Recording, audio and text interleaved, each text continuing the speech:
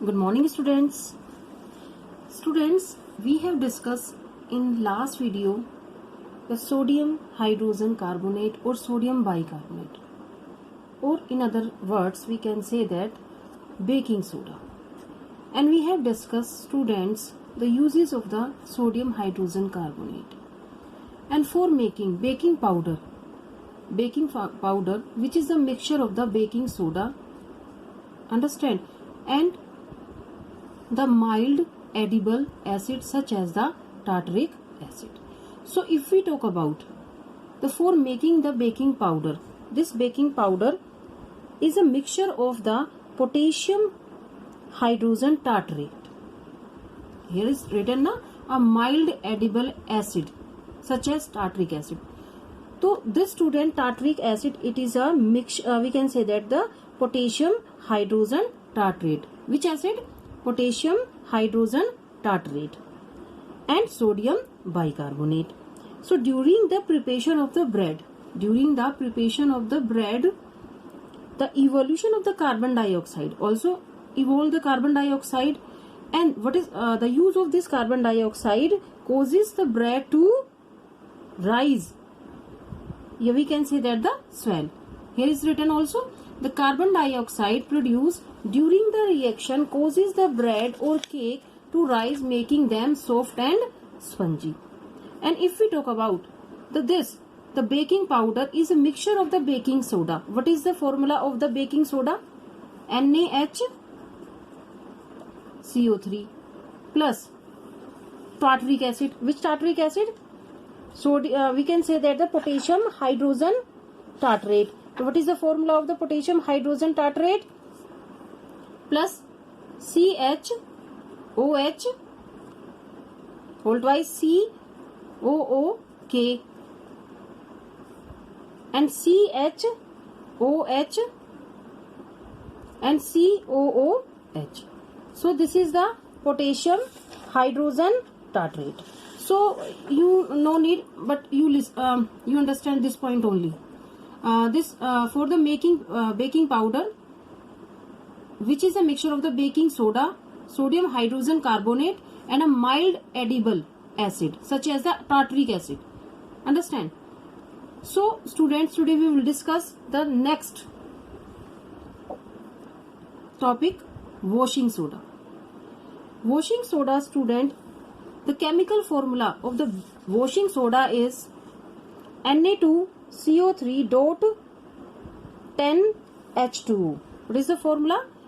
Na2CO3.10H2O. And we have seen above, the sodium carbonate can be obtained by the heating of the sodium hydrogen carbonate. When we heat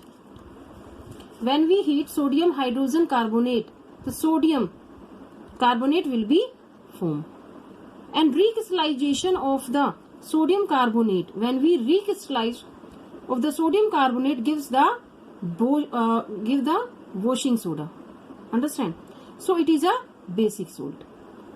Na2CO3, when we recrystallize of the sodium carbonate, when this sodium carbonate react with water, so form the washing soda. That is the basic salt. Understand? So student, now we will discuss what is the uses of this washing soda and what does the 10H2O signify. So student, it signifies that it contains the 10 molecules of the waters. And does it make Na2CO3 means sodium carbonate wet? Yes. So we will address this question in the next sections. Now, if we talk about the both sodium carbonate and sodium hydrogen carbonate are used chemicals for many industrial processes as well. Now, if we talk about what is the uses of the washing soda, student, it is used in the glass, soap and the paper industry also. And the main function of this washing soda is the cleansing agent for domestic purpose. As a cleansing agent for the domestic purpose. And it also student softening hard water and controlling the pH of the water also. This is a very important uses of this washing soda. Softening, we can say that softening hard water and controlling the pH of water also. And chemicals like borax, caustic soda, sodium phosphate, etc. are prepared from the sodium carbonate also. And so here is the writer. It is used in the manufacture of the sodium compound such as borax also, and caustic soda also, sodium phosphate also, and are prepared by the washing soda. Due to its detergent property, it is used as the components of the several dry soap powders, and it is used for the removing permanent hardness of water. Understand? So I hope you understand what are the uses of the washing soda. So the first use is a cleansing agent. It is used as a cleansing agent for the domestic purpose, like washing the clothes, and also you can use in the washing the utensil also. Understand? And it is used in the softening hard water and controlling the pH of the water also. And it is used in the manufacture of the sodium compound such as borax, caustic soda, sodium phosphate also. And it is used in the manufacturing of glass, and it is also find use in the photography also, textile industry also. And it is widely used as an important reagent in the laboratory also. It is, we can say in simple way, it is used in the laboratory also. So I hope you understand the uses of the washing soda. Now next is are the crystal of the salt really dry? Now if we talk about the copper sulfate, it is a salt. So is it dry? No, student. Some of the apparently dry salt are not really dry. Some water molecules are always associated with them, and these water molecules are called water of crystallization. These water molecules are called water crystallization. So now we will discuss the student water of crystallization. So you read this activity very carefully. So student, you can this figure 2.9. So take a few crystal of copper sulfate in a dry boiling tube. You can see this. Understand? Take a few crystal of copper sulfate. What is the formula of the CuSO4? Understand? Those heat a few crystal of the copper sulfate in a dry boiling tube. Now, what is the color of the copper sulfate after heating? When we heat the copper sulfate, so what is the color of the? Understand? Next, do you notice water droplet in the boiling tube? When we heat this copper sulfate, so you will notice any water droplet in the boiling tube. Where have these come from? Understand? And point out these points. Noted all these points. These are questions about this water of crystallizations. Understand what I am saying? Now, add 2-3 of water on the sample of the copper sulfate. When we heat and we note the time we note the color of the copper sulfate. Now we add 2-3 drops of the water on the sample of copper sulfate obtained after heating. So what do you observe? Is the is the blue color of the copper sulfate restored? Understand? So now start. I have discussed earlier that some of the apparently dry salt are not really dry. If we talk about this copper sulfate is not really dry. It contains the some water molecules. Understand? If we talk about the each molecule of the copper sulfate contain the 5 molecules of the water. In this way we can say that the 5 molecules of water of crystallization. Water of crystallizations. Now, what is the formula of the copper sulfate? This is CuSO4.5H2O. What is the formula of the copper sulfate? CuSO4.5H2O. What is the name of this? Copper sulfate pentahydrate. Copper sulfate pentahydrate. And this, each molecule of the copper sulfate contains the 5 molecules of water. Understand? Okay, now when we heat this copper sulfate pentahydrate, what will happen? The water molecules are, we can say that the driven off, we can say the evaporate. When we heat this copper sulfate pentahydrate, this 5 molecules of water evaporate. And the blue color, what is the color of this copper sulfate pentahydrate? Blue color. Understand what I am saying? When we heat, so this 5 molecules of water will evaporate. Understand? So blue color of the copper sulfate, what will happen? This copper sulfate then becomes colorless. When we heat this copper sulfate pentahydrate, water molecules also evaporate, and the color of this copper sulfate also colorless. Understand? So now we will do, now we add a few drops of water are added to it. When we add the few drops of water into it, what will happen? The blue color is restored. When a few drops of water are added to it, the blue color is restored.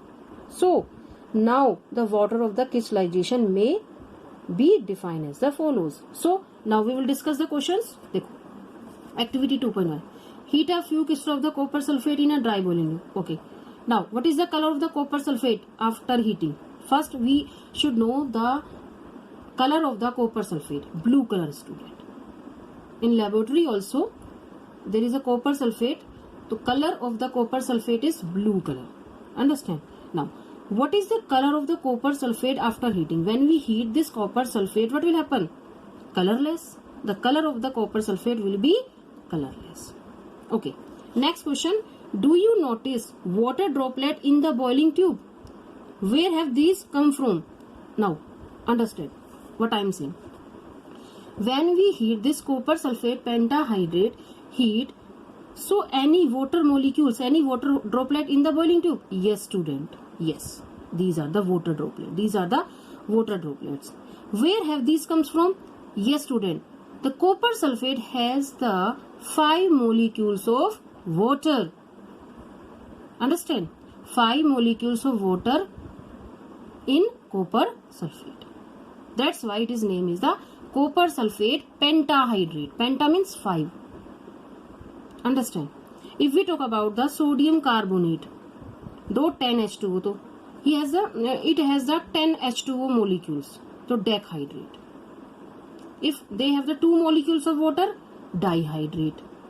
Understand what I am saying? So this copper sulfate has the 5 molecules of water. That's why it is a copper sulfate pentahydrate. When we heat this copper sulfate pentahydrate, we notice the water droplets in the boiling water. Understand? Now, what will happen? Add 2-3 drops of the water on the sample of the copper sulfate obtained after the heating. Now, add the 2-3 drops of water. What will happen now? What do you observe? What do you observe? Student, we observe, is the blue color of the copper sulfate restored? Yes, student. When we add the 2-3 drops of water in a test tube, again the blue color of the copper sulfate restored. Understand? So what I am saying? So the water of the crystallization may also be defined as a certain number of the water molecules present in a 1 molecule of salt. Understand? Again, we can say the water of the crystallization is a fixed number of the water molecule present in 1 unit of salt. You can point out this. Water of crystallization. This is the activity of the water of crystallization. This is a very important topic. Are the crystal of the salt really dry? So what do you mean by the water of crystallization? Is the fixed number of the water molecules present in one formula unit of a salt. So 5 water molecules are present in one formula unit of copper sulfate. So we can say that the chemical formula of the hydrate copper sulfate is the CuSO4.5H2, या copper sulfate pentahydrate. Now you would be able to answer the question whether the molecules of Na2CO3.10H2O is wet. Yes student, this is wet. Why?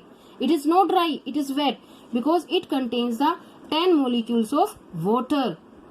The sodium carbonate, hydrated sodium carbonate. This is the hydrated copper sulfate. This is also hydrated sodium carbonate. This is the washing soda, also contains the 10 molecule of water, and also student it is wet.